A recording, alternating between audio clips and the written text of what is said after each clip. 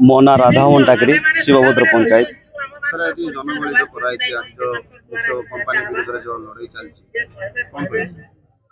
देखो आज जो विषयटा हूँ आगामी दिन में जो आंचलिक विकास परिषद लांजीगोठारे जो स्थानीय खनि दि जाऊ बोलिकी जो रैलीटा करथिले किंतु से जगह आमर कौन सी न्यामगिरी कौन सी आदिवासी भाई कि न्यामगिरी बसवास करने लोक किए से रैली रे उपस्थित नथिले।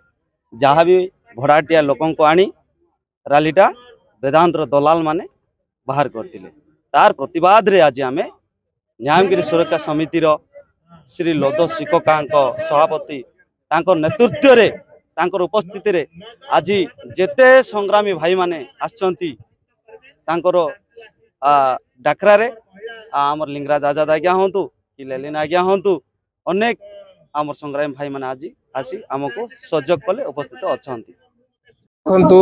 मोर ना हूँ लिंगराज आजाद।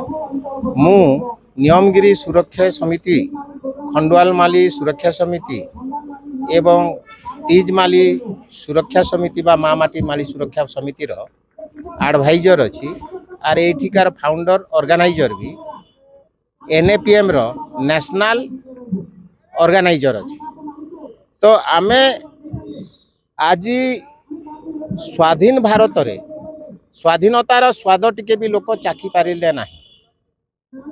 आजिर गणतंत्र जनतंत्र रे चलिला।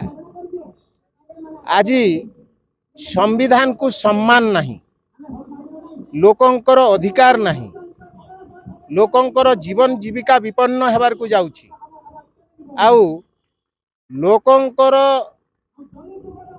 ग्राम को उत्खात करिकरी विस्थापन विताड़न करिकरी जो शिल्प नारे विकास नारे जो खनि उत्तोलन करा जाउछि यार विरोध रे लड़ाई चली। और ये लड़ाई चली 2012 रे जेतेबेले ग्राम सभा सुप्रीम कोर्ट कहला एवं केंद्र सरकार ग्राम सभा आहूत कले, ओडिशा सरकार भी आहूत कला।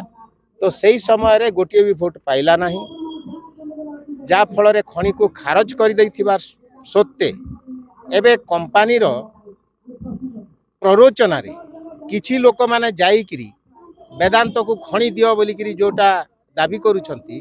गणतंत्र रे दाबी करिवार खराब नुहे, किंतु से माने जो खारज हेइथिबा खनि को दियो बोलिकिरी कहिबार अधिकार एमानकर नाही। आउ कोठु खनि आनिबो किमिति खनि देबे सेटा कहि परिबे ता माने नुहे जे लोकंकर हक अधिकार शेड्यूल 5 एरिया एटा। तेणु ग्राम सभा सबसे बड़ उच्च सभा बोलिकिरी कहती। लोकसभा भी नुहे कि विधानसभा भी नुहे, सबुठारु श्रेष्ठ सभा ग्राम सभा बोलिकिरी पेशा कानून बतौछि। ताकू खारज करिकिरी एमानकर कहिबार कोनोसी हक अधिकार नाही। आर दलाल हेकिरी ये खनि खोलिबार दाबी करिकिरी लोकंकर सर्वनाश करिबा, देश को बर्बाद करिबा निश्चित भाव रे निंदनीय।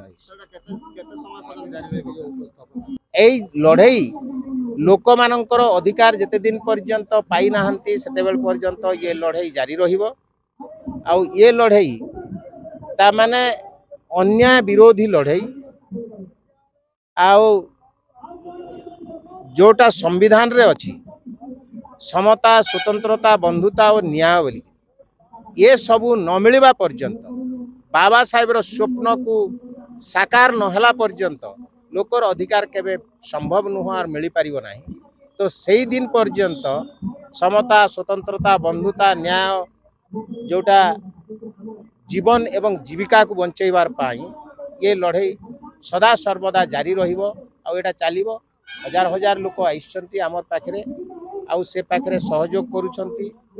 ये लड़ाई को कौनसी लोक रोकी पारिबनी। स्वतःस्फूर्त उद्गीर्ण होउथिबा गोटे लड़ाई को कहीं ताकू लिभेई पारे नाही आर से लड़ाई जारी रही। जिंदाबाद जिंदाबाद जिंदाबाद इनकलाब जिंदाबाद जिंदाबाद जिंदाबाद हमर एकता जिंदाबाद जिंदाबाद।